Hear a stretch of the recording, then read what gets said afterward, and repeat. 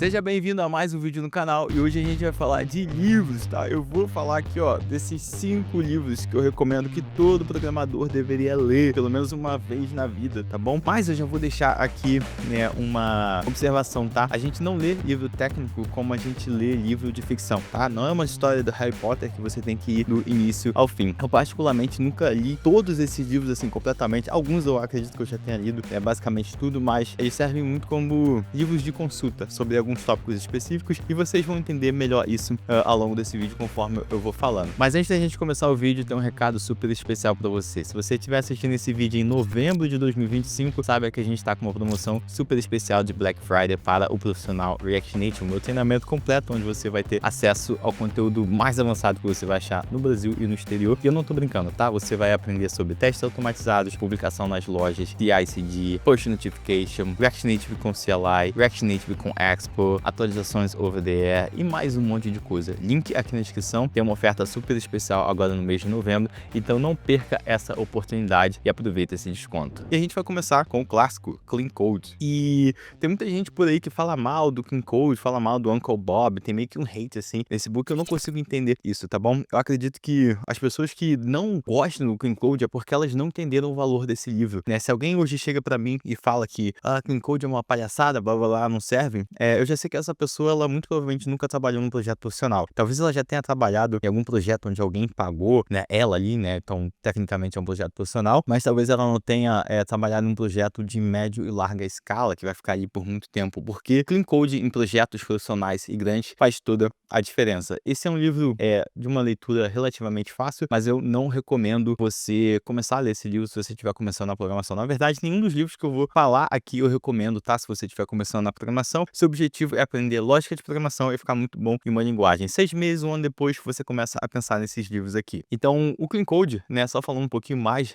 desse livro, ele tem algumas técnicas bem interessantes, porque são coisas que você pode utilizar desde o dia 1, tá? Então, você pode pegar um capítulo aqui, se eu não me engano, acho que o primeiro ou o segundo capítulo é sobre nomes significativos. Então, como você dá nomes significativos para a sua função, para as suas variáveis, isso pode parecer uma coisa boba, mas quando você trabalha em uma base de código grande, com várias pessoas utilizando ali no código, isso faz toda a diferença, porque em algum momento você vai estar do outro lado lendo o código de alguém, ou você mesmo vai estar lendo o seu código ali no futuro, e você vai ficar muito grato se a pessoa, ou se você mesmo no passado deu nomes significativos, porque isso vai ajudar demais a sua compreensão do código. Então, Clean Code aqui fundamental. Segundo livro que eu acho que todo mundo deveria ler, O Programador Pragmático, tá bom? Esse livro, ele é muito, muito interessante, eu gosto bastante dele, porque eu acredito que ele é um mix muito bom de tópicos técnicos. Então você vai ouvir aqui os autores, né, porque são mais de um autor falando de coisas, exemplos de código mesmo, princípios como Don't Repeat Yourself e coisas não técnicas, mais focadas ali para, digamos assim, soft skill, coisas que você como programador vai precisar aprender no dia a dia. Então tem um tópico aqui falando sobre comunicação, que é muito interessante, tem um tópico falando sobre estimativa, né, algo que eu particularmente não me lembro de ter visto em outro livro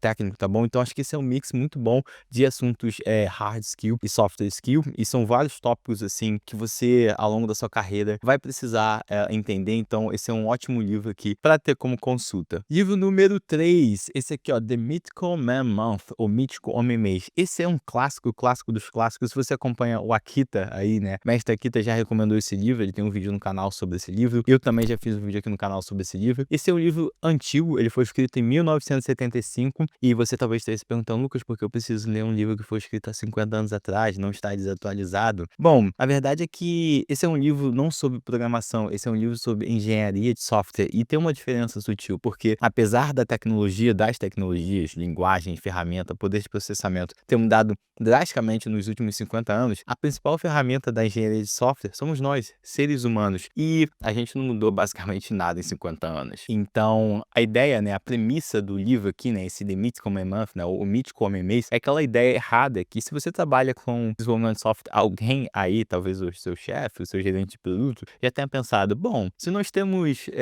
3 desenvolvedores e eles desenvolvem um projeto em 6 meses, vamos dobrar o número de desenvolvedores, talvez a gente bote 6 desenvolvedores e a gente consegue entregar o projeto em 3 meses. Mas se você já passou por isso, você sabe que não é isso que vai acontecer. Então essa é a ideia principal aqui por trás do livro, e todo mundo que trabalha com engenharia de software em algum nível, não só quem desenvolve desenvolve, mas principalmente se você trabalha na área gerencial, tech lead, gerente de produto, gerente de projeto, QA, ou sei lá, que se você tá perto ali do desenvolvimento do software, né, você deveria ler esse livro, tá bom? E se você já passou por algum problema como esse que eu comentei, a galera achar que colocar mais desenvolvedor no projeto vai melhorar, recomendo esse livro aqui pro teu chefe, que tua vida vai ficar muito mais fácil. O quarto livro, também do Uncle Bob, outro clássico aqui, o Clean Architecture, tá bom? Como você pode imaginar, ele é um pouco aqui na pegada do Clean Code, né, mas obviamente focado aqui em arquitetura. E esse é um livro que eu diria, o Uncle Bob, ele tem o que eu chamo de escrita mais acadêmica, ou seja, a escrita dos livros do Uncle Bob, eles se aproximam mais, digamos assim, do que seria uma escrita clássica de um artigo acadêmico, o que pode ser um pouquinho mais complicado